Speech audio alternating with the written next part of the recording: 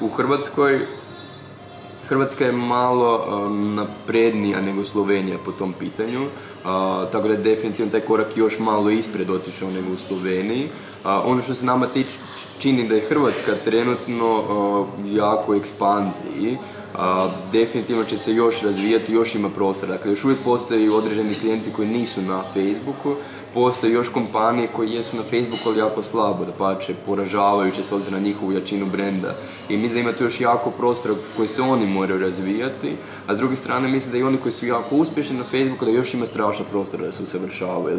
To je sve toliko novo i zapravo cijelu ovu 2010. godinu, svi koji su došli na Facebook, pa makar to bilo čak ranije, još uvijek je to istraživanje. Tek ove godine se kreće konkretnije u neke akcije gdje se pokušava povećati prodaja, gdje se pokušava stvarno vidjeti rezultate na prodaji.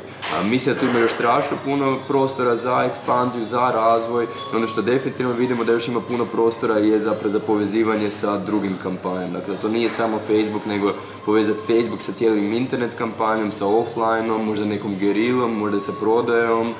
Dakle, tu treba biti kreativan, treba imati puno ideja. A Slovenija, naravno, mislim da je isti neki scenarij će biti u Sloveniji, samo je Slovenija možda nekoliko mjeseci iza, tako da još predstoji jedna mala ekspanzija dok dođe recimo na našu razinu.